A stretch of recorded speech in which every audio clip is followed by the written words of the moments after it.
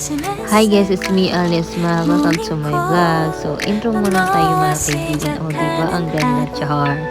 So, ngayon gusto ko pong magpasalamat kay Lord sa na-receive ko na blessings at especially kay Ate Grace Villegas. Maraming salamat Ate Grace sa pinadala mo na hindi ko po akalain na may padala ka na sapatos. Si Ate Chepa ang nagdala at maraming salamat.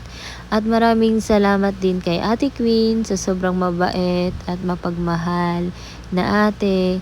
At halong madami akong natutunan sa inyong dalawa sa mga advices, especially sa mga love life. Maraming salamat kahit hindi tayo masyadong nagbibideo call, nag-uusap, pero nandito pa rin kayo sa puso ko at hanggang magtanda tayo, sana hindi kayo magbabago, kayo pa din yung ate ko at sana someday na magkikita tayo. So maraming salamat Ate Grace and more blessings sa iyo sa work. At ito na yung mga picture natin muna. So isang wish ko lang na sana balang araw na magkakita-kita tayo at makita ko din yung mga two baby cute na si Abby at si Mary.